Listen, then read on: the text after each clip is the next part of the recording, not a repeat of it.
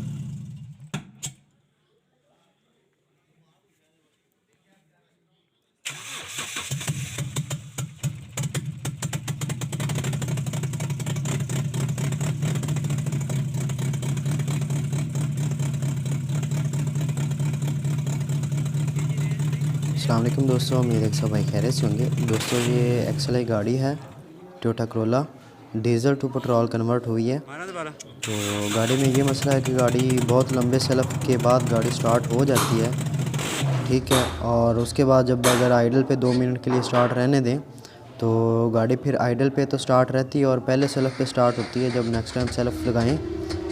लेकिन ये कि जैसे ही गाड़ी को एक्सीलेट करते हैं तो गाड़ी बंद हो जाती है, सिलेंसर उतरा हुआ है और स्ट्रोक भी आप देख सकते हैं मिस फायर कर रही है गाड़ी, ठीक है जी। तो इसमें जो इसका मसला आ रहा था वो हमने क्लियर किया। अभी गाड़ी अल्हम्दुलिल्लाह क्लियर है, मैं आपको दिखाता हूँ, ठीक है। गाड़ी अभी आइडल पे स्टार्ट खड़ी हुई है और बिल्कुल स्मूथ है, सिलेंसर भी उतरा हुआ है। पहले भी सिलेंसर उतरा हुआ था तो आइडल पे स्टार्ट थी तो आपने देखा किस तरह का साउंड था, स्ट्रोक सही नहीं आ रहा था। तो अभी भी गाड़ी स्टार्ट है और स्ट्रोक आप देख सकते हैं कि बिल्कुल क्लियर है गाड़ी।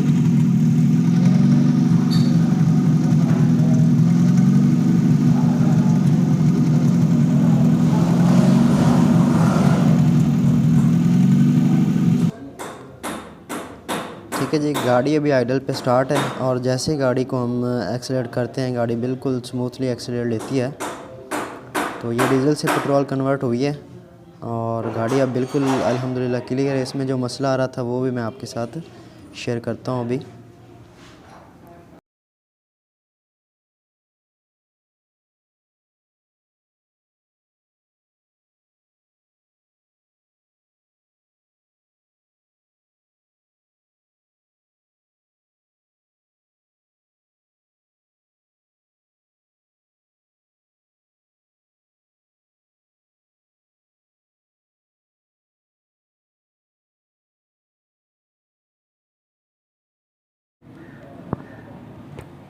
इसमें मैं आपको बताता हूँ कि मसला क्या आ रहा था, ठीक है जी।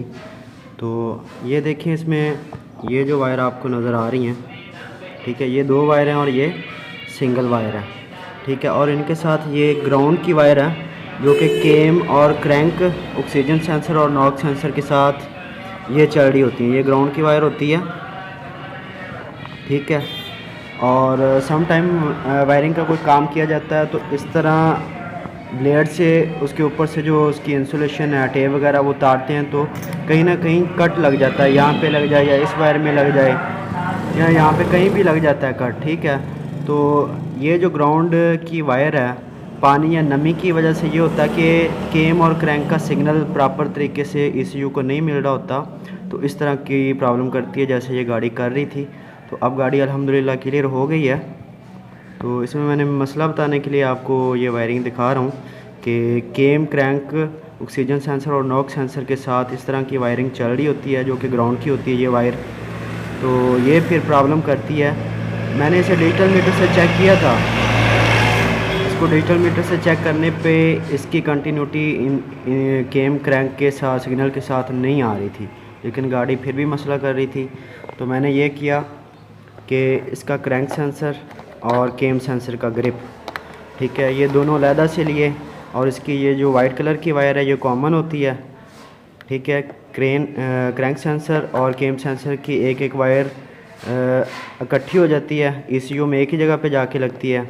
और इसकी ये जो ब्लैक कलर की वायर है ये 2 अलहदा अलहदा जाके लगती हैं ECM में, ठीक है जी। पिन आउट भी मैं आपको बता देता हूँ। तो ये दोनों इस तरह की वायरिंग मैंने अलहदा से ले ली और लगा के गाड़ी को चेक किया तो गाड़ी क्लियर थी। उसके बाद पूरी वायरिंग को खोला और उसमें से फिर ये इसकी वायरिंग को मैंने निकाल दिया और ऊपर से नई वायर लगा के 3 तो गाड़ी को स्टार्ट किया और गाड़ी अल्हम्दुलिल्लाह क्लियर है।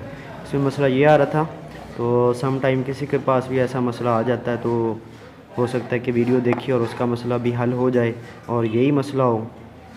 तो दोस्तों अगर वीडियो अच्छी लगी है तो लाइक शेयर और सब्सक्राइब ज़रूर कीजिएगा और दुआ में याद रखिएगा।